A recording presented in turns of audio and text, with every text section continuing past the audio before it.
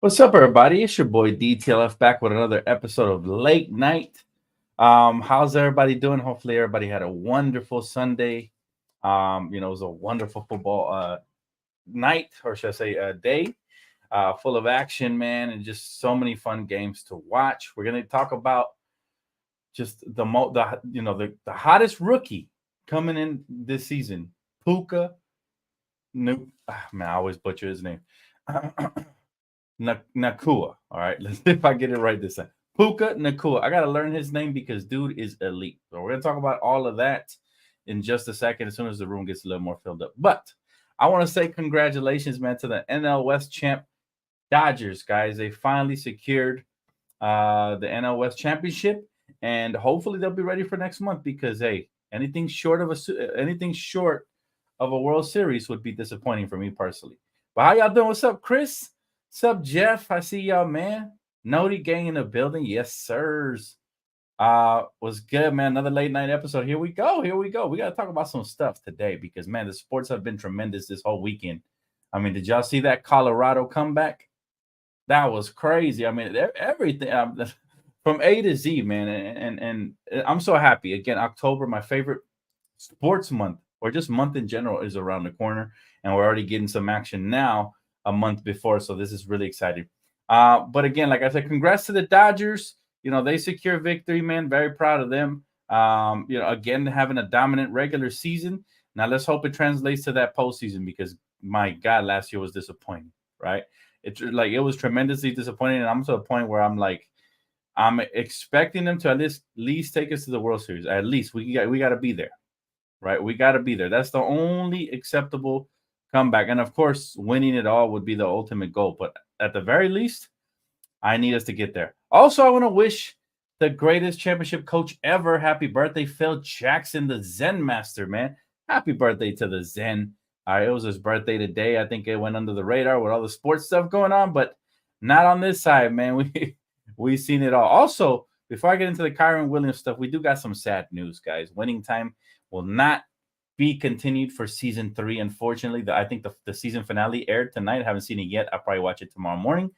But yes, Winning Time will not be airing for season 3. Now, I hope a major production company like Netflix or Hulu or somebody buys them out and they're able to continue production, just like they did Cobra Kai when it started with YouTube Red, I believe, and then eventually Netflix bought out the rights and they continue future seasons there. So that can happen. So that hopefully that does happen moving forward. But let's talk about my guy Puka, man, and how the Rams. Yeah, I seen your Giants, Jeff. I know you want to talk about the Giants. 24-point comeback. That was nuts. I saw the highlights. I didn't see the game, my brother. Hey, Benaya, how you doing? Good to see you. Appreciate you, bro. Thank you, Miguel. But yeah, look. I'll tell you this, guys. The Rams lost, unfortunately, right? Again to the 49ers in a regular season game, 30-23. But and I know there's usually no moral victories in football. Every game is crucial if you want to be a Super Bowl champ. But here's the thing. The 49ers, whether we like them or not, are one of the hottest teams in football. All right. They're 2-0 for a reason. They got weapons everywhere. Literally, they got weapons everywhere. Their defense, their secondary, they're solid. They came up with 2 interceptions. Matthew Stafford has to be better. He threw 2 picks, but he did throw for 207 yards. Unfortunately, only 1 touchdown. We'll talk about the 3 stars on the Rams side. But look, we got to do a better job because Christian McCaffrey had 20 carries on us for 116 yards. That is way too much. And a touchdown. Deebo Samuel doing Deebo Samuel type things, man. It always gets him under my skin. That's probably the one dude I cannot stand.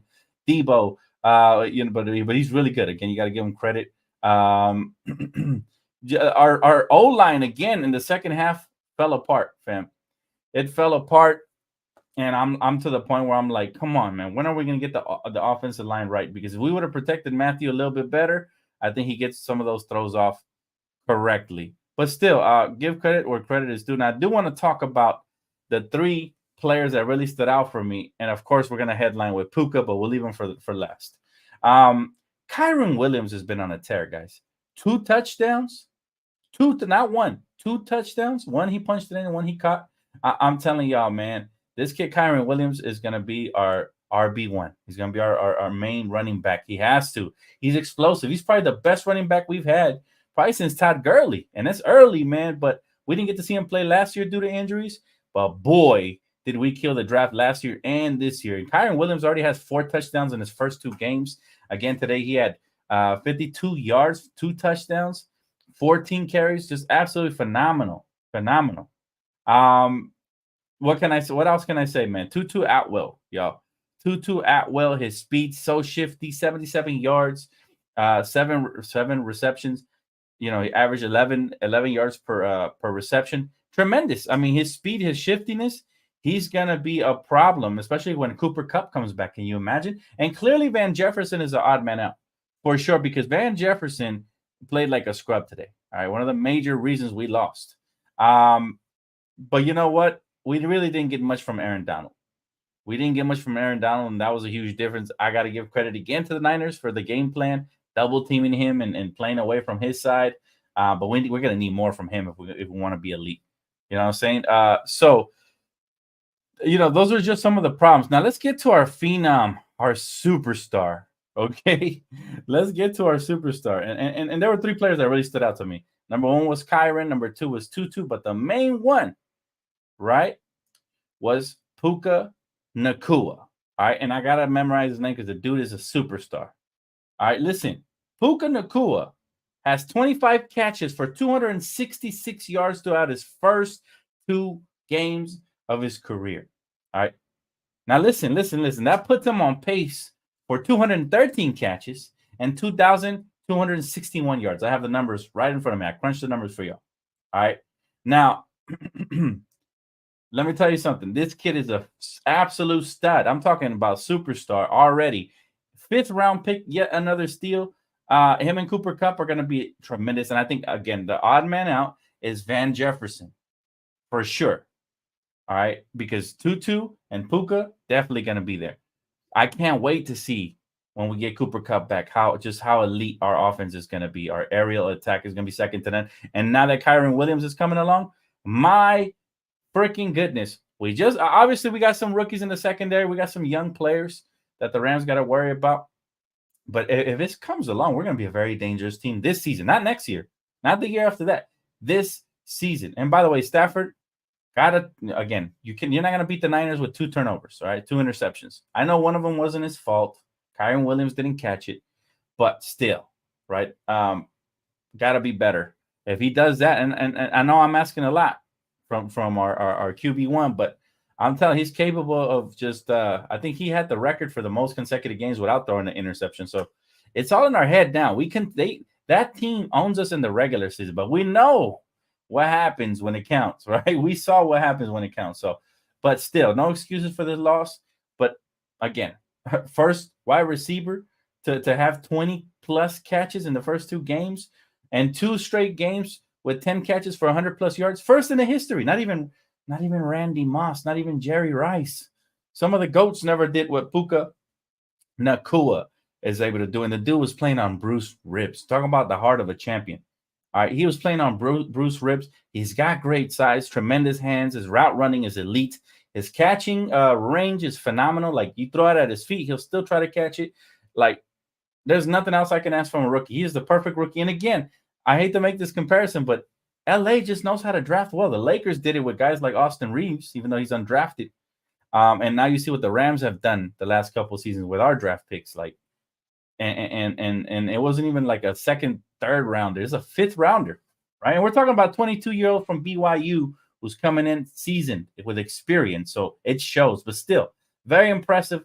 And he was tremendous in high school as well, right? This dude was an absolute stud since high school. A lot of people didn't know about Puka, but I kept telling people, watch out for this kid, man.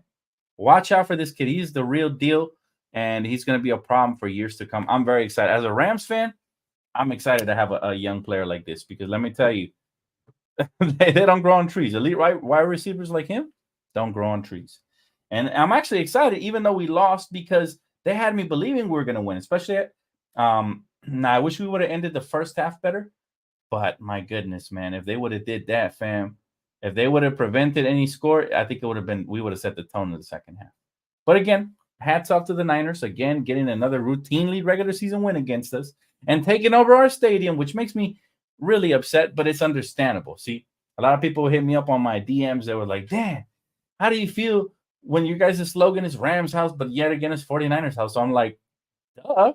Listen, the Rams, we've been here in LA. Now, obviously, we have deep roots in the 90s and before that. But there was a hiatus, man, when we didn't have football here for 15 plus years. So obviously, people are going to grow up with different franchises. And some people have roots in San Francisco. Some people don't. Some people just like them because they were the most dominant Cali team.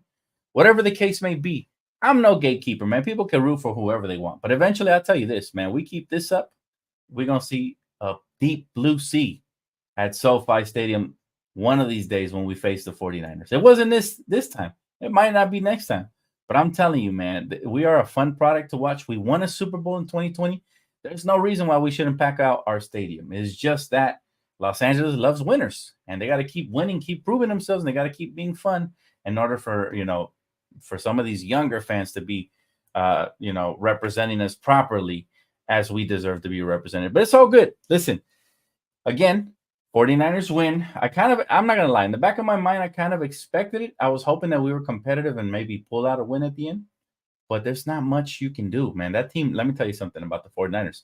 They're legit this year. They might go all the way. And I don't normally say that about them, but they are legit. Like, they have a little bit of everything, right? And then their quarterback is very poised.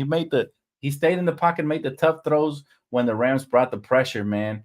And when we brought that blitz, when we started playing man coverage, he made those throws, right? Yeah, he overthrew a couple of them, but they're dangerous. They got too many weapons. And Brandon Ayuk, he got injured in the first quarter. So even then they won, which tells you how deep they are. And again, you got to give them credit. Hats off to the Niners. Hate to say that, but hey, it is what it is. Let's see here. Questions.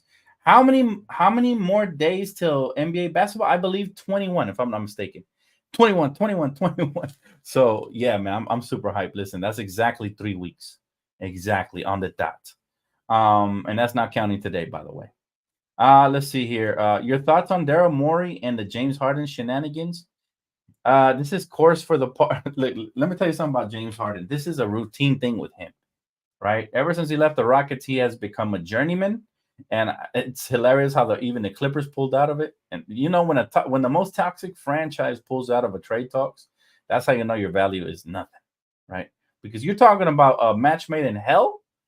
Clippers and James Harden. That's two toxic individuals in a toxic relationship that I think a lot of people would have paid to see, especially if you dislike the Clippers like I do. But even the Clippers pull out of talks because either they wanted too much, which Daryl Morey usually does, or they couldn't work something out for whatever reason. Let's see here. Cowboys, Raiders, Steelers, and other teams all have more people at SoFi. There is no team in LA for over 20 years. It'll take some time. It will. And I'm not even offended, bro, because it's like, how are you going to sit here and tell people who to root for? You know what I'm saying? Like, everybody has a different origin story on how they became a fan. Me, listen, I was a casual NFL fan till we got the Rams. I always used to tell my brother, he's probably watching this right now. He's my witness. And the Lord is my witness. I said, first team comes to LA, that's my team. When the Rams were the first team to be announced, I was excited because I liked Todd Gurley. Didn't really like the head coach at the time, but luckily we got McVay, right? And everything started going in the right direction. Before then, I just used to watch with my brother and, root for individual players here and there. Brett Favre here, Randy Moss there, Terrell Owens here. Different players, but I never really had a franchise. Rams guy here, I got super hyped. I knew I was going to love them, man. And I'm glad they're building a winning brand just like the Lakers. They're on par with the Lakers, the Dodgers, and the Rams. That's the trilogy right there, fam. If you're an LA fan, you're very lucky. You're blessed to have franchises run by comparable owners. Because what a lot of fans don't understand, the casual fan doesn't understand that it's not, it's not a given that every sports owner is not in the business just to make money. Some people just selling tickets, like the Portland Trailblazers, Jeff's favorite team, Jeff's second favorite team. I'm just playing, Jeff. But it's one of those things where I'm like, we're lucky. We're actually, my favorite. Well, I'm lucky as a fan personally because my favorite teams actually want to win championships. Snead, Jeannie Buss, You know what I'm saying? Like these franchises are in it to win it, and that's all you can expect and ask for as a fan. Now, you're not going to get it every year. That's virtually impossible, right? So many other teams in the league reconstructing, rebuilding, and restructuring their teams to get better every season. But this is why it's such a blessing when you do win, right? So yeah, I respect that, Jeff. Absolutely. I got nothing against that. My man said, I'm a Giants fan, but I support the Rams because I'm in LA. There you go, brother. And don't let me or anybody else tell you otherwise.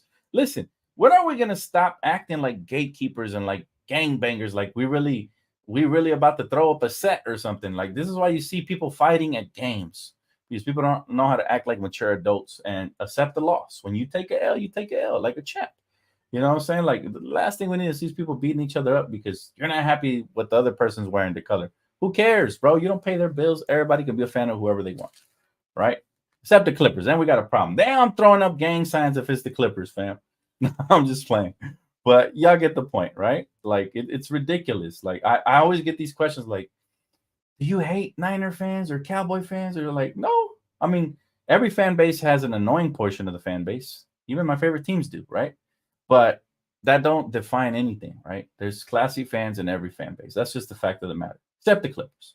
But other than them, everywhere else, classy fans, right?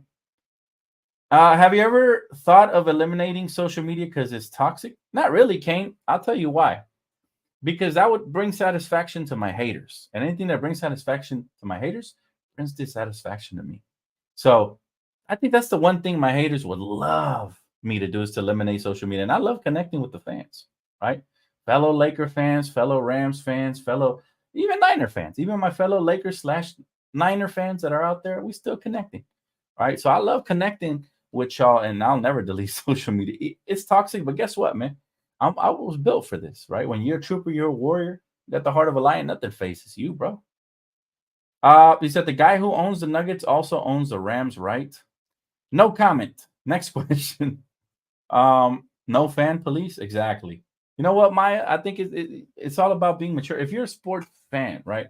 And I've had really friendly conversations with rivals. Like they'll see me wearing a Laker jersey, and then some Warrior fan will come over and talk friendly trash, as long as it's not disrespectful, because then we got a problem, right? Like they start throwing like insults, and there's a problem. But if it's like, oh, we're gonna beat you guys tonight, and oh, whatever, then it's all fun and games. My guy went to today's game. Hey, that's what's up, Marquise. How was it, brother? I know it was a sea of red pirates up in there, man.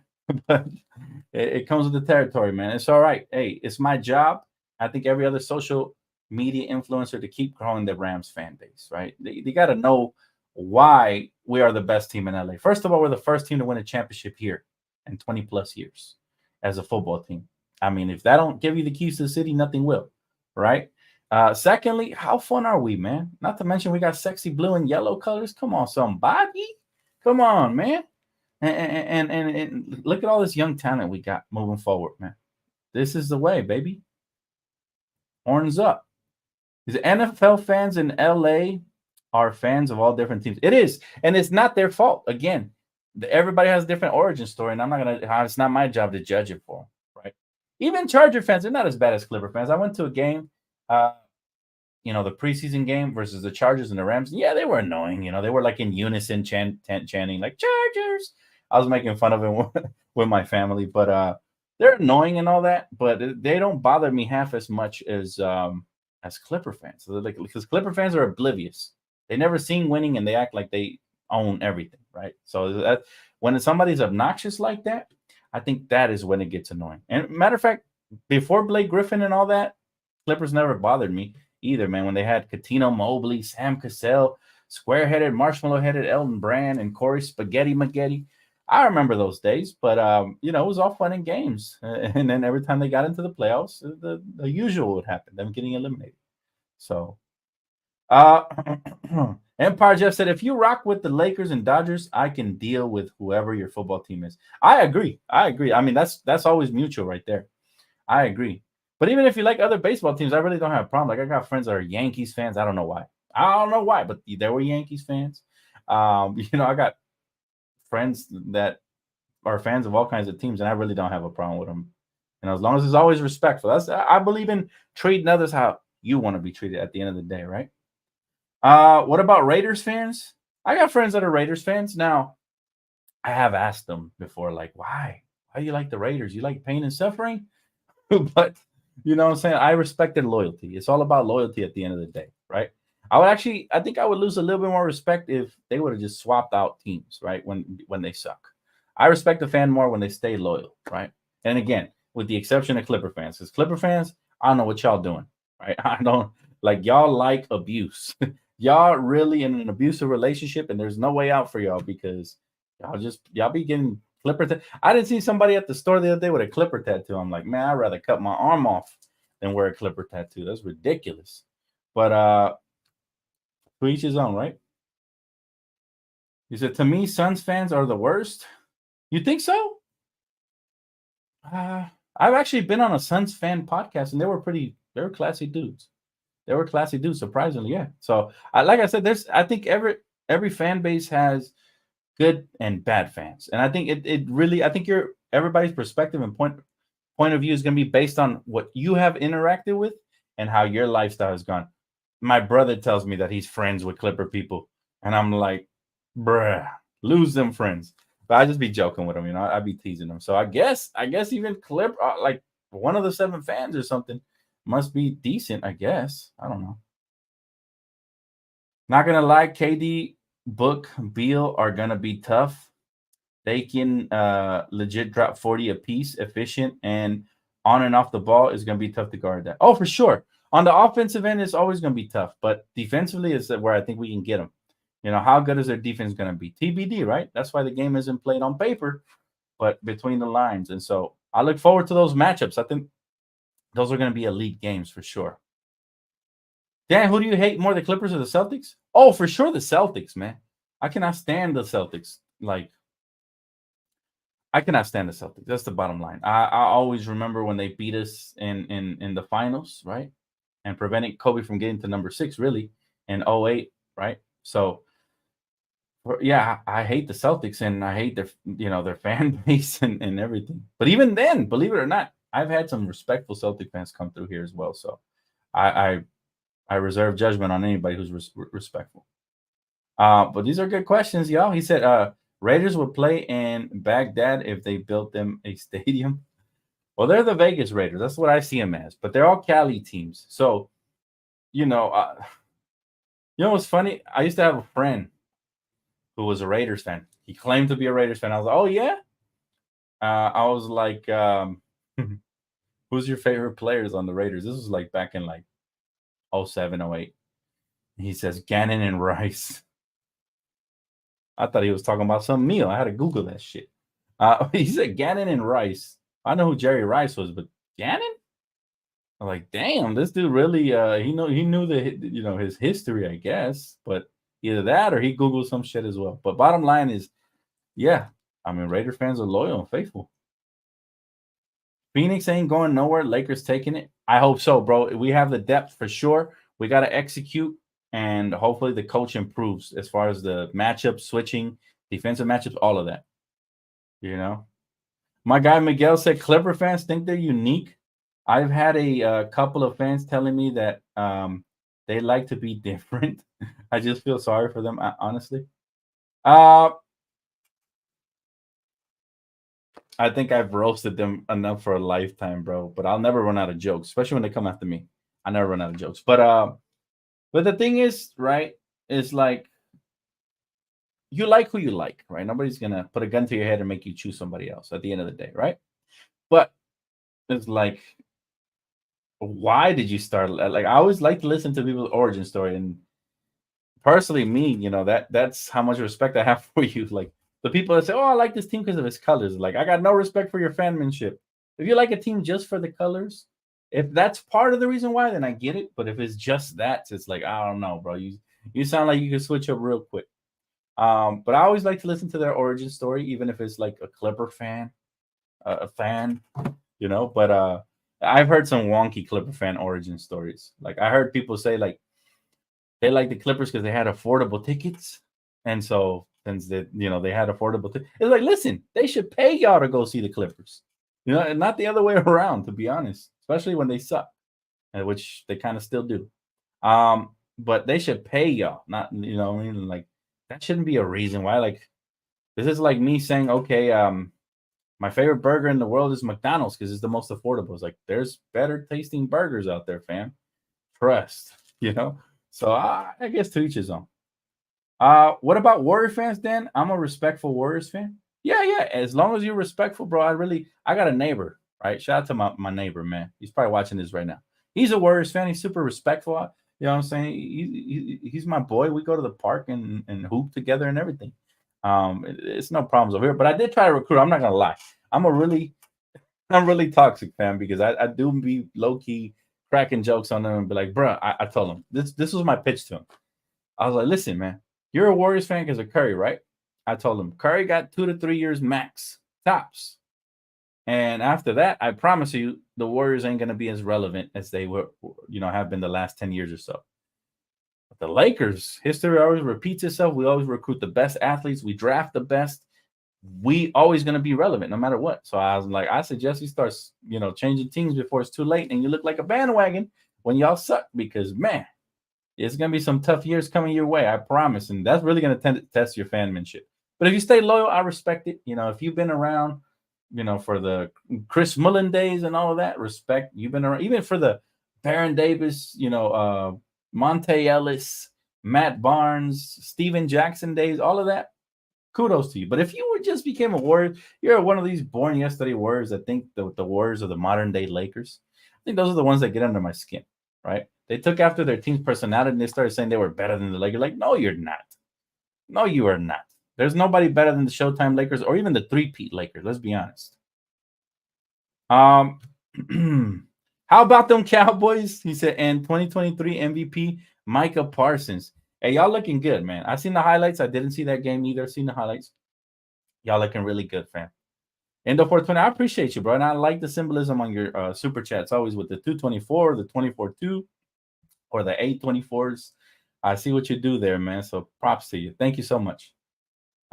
He said, instead of saying Clippers outweigh, he said it's more like Clippers go away. Dak is due for a meltdown. Bandwagon Warriors fan. Well, I'll tell you this, Maya. There's a lot of bandwagon fans. I think most of the bandwagon fans are player fans, right? So when a player, and this is where you test somebody if they're real true fans. So let's just say Curry retires and they decide to switch teams, that's a bandwagon fan, right? Because you were basically just on there because of Curry, and now you want to switch teams, right? How about you pick a team and stick with it, man? How about that? It's all right to have second and third favorite teams, but your main team should always be your main team. At least that's my opinion. My uncle likes the Clippers because all of our family were Laker fans. When I ask him why, his response is Kobe. Wait. I'm kind of confused. So he didn't like the Lakers because of Kobe, or like what are you trying to tell me? I'm curious. Now I want to hear the whole story, Miguel. And yeah, what'll be interesting is one day getting a Clipper fan in here for an interview, man, just to see what goes through in their thought process, right? I think that would be really interesting. But no assholes though, because you get cut from the channel real quick. I know someone could be assholes.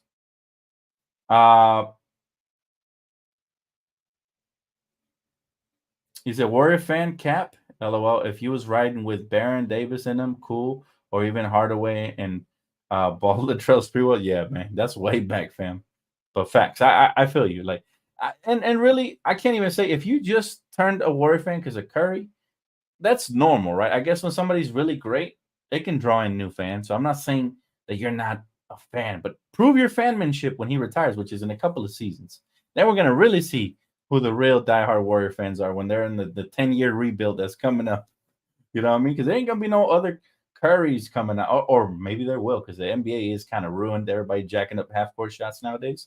But I there's hope that after the Nuggets won the championship by pounding inside, there's hope that maybe that'll be the new blueprint. We'll start using two big man lineups again, hopefully, right?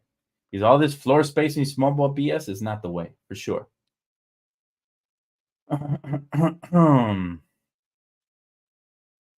Dan, worst Laker of all time, who you got? If I'm talking about production-wise, it's either Kwame Brown or Smush Parker. Sorry, fellas. I don't want to be mean. I know they're nice guys or whatever, but it's got to be one of them two. But if we're talking about production to contract ratio plus bad attitude and just bad taste in your mouth, Russell Westbrook. Got to be the worst Laker of all time because of the contracts we gave up, plus the draft pick, and the bad attitude to accompany the lack of effort and poor play. Well, not lack of effort because he always gave effort, but the wrong kind of effort, like individual effort, right? I'm talking about team effort. I'm talking about when it was his turn to rotate to guard the guy that, let's just say his teammate switched over to guard his guy because he was late on a rotation, and like he wouldn't make the full rotation at times to guard his man's man, which is the problem, right? It's like they hustle for like one play, and on offense, he always had a lot of energy, but he wasn't efficient. So we got to factor in all those things. I do believe Russell Westbrook is the overall worst Laker of all time. Call me a hater. I don't care. It's my true opinion, right? Just if we're talking about $47 million contract, $47 million contract, what do you average? 15, 16 points, shooting like less than 30% from the field and like a whopping 8% from beyond the arc. If we're talking contract, yes. He said, not Lil Deng or Timothy Mozgov. Well, those are horrible contracts as well because of the length of the contract more than anything. But I'm talking about those 2 years that were on Westbrook's deal those weren't 40 plus a year million, right? Those were like maybe like what, 12, 15 mil each. So at the time, those were definitely horrible contracts. Mozgov was always a role player. I have no idea what Mitch Kupchak, I don't know what type of horse he saw in him or what. I'm sorry, Jim Buss. What type of horse he was looking at when he looked at Timothy Mozgov, because his expertise is in horse racing. Okay, he's not a basketball GM or owner or anything, right? Executive, whatever you can call him, front office guy. No, he showed when he gave those two contracts, he immediately lost full basketball credibility on the spot. I remember as a fan really excited because we had a tremendous amount of cap space. And I remember the clock striking midnight because back then free agency hit around midnight, and I'm staying up late. And out of the blue, fam, I see breaking news: Lakers signed Timothy Mozgov. I lost my shit. I'm not gonna lie. I didn't have a channel back then, but I think it would have been comedic, probably a viral video. I lost my shit because I was like, "What the hell? Like that is not what we expected or what we wanted, right?" Timothy Mozgov on a multi-year deal that took up a huge chunk of our salary cap, followed by Lil Deng. Oh my goodness, so bad. Kylo Ren said, Dan, wasn't Westbrook's fault. He was traded here. He had no control. It was just a bad fit. LeBron should share some of the blame for telling the Lakers to trade for him. Well, I'll tell you what. Of course, it wasn't fully Westbrook's fault, but 80% of it was. Do you control how you play, how unselfish you are, how much you care for the city, how much you want to win? He didn't have any of those things. Let's stop coddling, Russ and treating him like a Make-A-Wish kid. Let's keep it $1.50. Russell Westbrook had a horrible toxic energy and vibe around him that even D'Angelo Russell, who wasn't on the team, said that when he came, the locker room was dead and he had to pick it up. Right? Go check out his interview with, I think, was it with Pat or was it with, I don't remember whose podcast it was, but I think I posted it on here. He basically said they had to cleanse the locker room of demons, man. And that's how bad Russell Westbrook had. I mean, matter of fact, it all culminated in that one moment where Darvin Ham was talking and LeBron were saying, let's get greedy. And then Russ kind of cut them off and just say, just have fun. That summed up, the 2 years that Russ was here. That was horrible. And we didn't even get the best version of Westbrook. The best version of Westbrook was in OKC. He no longer had the same explosion. He would wedge dunks at times, missed a bunch of layups, especially down the stretch, missed free throws, missed defensive assignments. He was the worst Laker of all time in my book. If you have a better one, and we're talking about production to contract ratio plus bad attitude, please spam them in the chat because I'd love to know if you have a worse Laker of all time. But $47 million for a player that came here to pout and just turned the locker rooms inside out is not it. It's not. It was cancerous. It was horrible to watch as a Laker fan. We kept hoping for him to humble himself and change his attitude.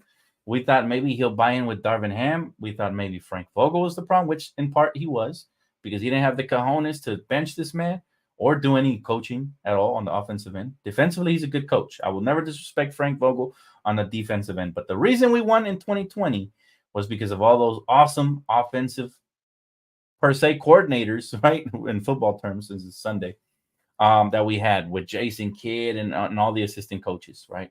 So defensively, Frank Vogel's solid. Offensively, he was trash. His rotations, trash. His ability to command the locker room, trash.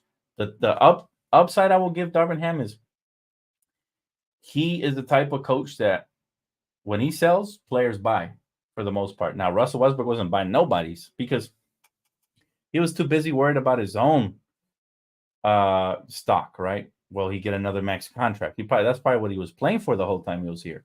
Still didn't get that, right? So if he would have just focused on what the team needed, and I think he would have still been here and maybe even helped us win, right? Which is what I thought was going to happen when we first traded for him, right?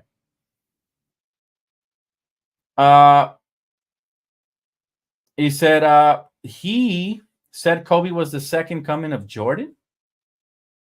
Wait, who's he? Who is he? I'm not sure who you're talking about, bro. I'm confused. He said, I remember a lot of Laker fans were drawing up scenarios thinking Whiteside, DeRozan, and landing Ben Simmons in the draft would be a fast track to the team contenders again. And this is why fans are not in the front office and the front office are not fans, right? But to be fair, man, everybody you mentioned at that time was balling out. And who knows, because the dynamics of the team change as you make these acquisitions, right? The dynamics of the team change. It's never the same thing consistently, right? So things move around, parts move around, fits fit differently. But at the end of the day, the team we have this year, I think, is molded to perfection as far as what we need, what we have, and how they complement each other's skill set. So I cannot wait to see what we do this season. And especially with no toxicity in the locker room, at least on paper. Maybe something will, yeah, it is, the city of drama sometimes. So maybe something, will, maybe D'Angelo's disgruntled because he got underpaid, or maybe he loses his starting role to Gabe Vincent, or maybe Christian Wood doesn't fit. I mean, you never know, right? I'm not saying that'll happen. I hope it doesn't. And I hope that we all gel and play selflessly for one another because we have the talent to go all the way. But we'll see what happens. Dan, do you think there's a universe where Bron, AD, and Westbrook could have worked? Maybe a younger version of them? I think they could have worked if, let's be honest, I think they could have worked if he would have sacrificed for the team. That means playing outside of his game. Like, there was rumors that all three of them, Russell Westbrook, Anthony Davis, and LeBron, had a conversation that they were all going to play selfless for one another when Russ came here. But actions didn't match, the words. Russ got here, he was jacking up stuff, forcing stuff, trying to play hero ball, even at times trying to hit game winners. And he did hit his best shot he hit was one to send it into overtime. I think it was versus the Spurs. He actually had a really good game, but that was the only game when LeBron James and Anthony Davis were out. And Russ, he was just allowed to just be an offensive weapon. But I think we still ended up losing that game anyways. And that was, I think, one of the few effective triple-doubles that he had in his short Laker career, if memory serves me right. But it would have took a lot, man. It would have took a lot, for them to, All right, Miguel said, this is the last one I'll read before I get off. He said, my uncle, you asked for the full story? LOL, I left details on the top comment. All right, let's see that one. I want to see it. I didn't see it. My bad. Okay, this is the story. He said, growing, Kobe was breaking other teams' hopes and dreams, including his game winners, blowouts, posterizing his favorite players, and striking fear into every player. Wow. Okay, so that's why he didn't like the Lakers. Well, I mean, I guess, to other team fans, he was striking fear for sure. And he was a villain to them. That's why I say he was our anti-hero. That's what he was for us, man. He was like Venom, right? He's really a hero under it all. But, he might scare some folks, and maybe they're not built to root for greatness. It's all good, though. I'll tell you this. Whoever your uncle likes, that's on him, brother. You know what I mean? I wish him the best, except when he plays my Lakers. But at the end of the day, man, yeah, everybody has an origin story. And that wasn't really an origin story. That was more like a reason why he didn't like the Lakers. But why did he start liking the Clippers? That's the real question, right? But maybe we'll find out someday, man. But that's going to wrap it up for me, y'all. I appreciate y'all, man. You guys truly are the best, man. You guys are here with me late night. We covered a little bit of football, a little bit of basketball, a little bit of storytelling, man. So always fun with these late night episodes. If you guys enjoyed it, please smack the like button. Major shout out to my sponsorship, Prize Picks. If y'all haven't, listen, I've been cashing out. I even got my brother into it, and we've been cashing out. So make sure you guys do type in promo code DTLF if you guys want to get 100% deposit match all the way up to $100 on your first deposit, guaranteed. All right, so make sure to tap in. Thank you guys so much. I will see you guys here on the next episode of Late Night, or any Laker breaking news or anything. You guys know where to find me. All right, have a great night. Peace.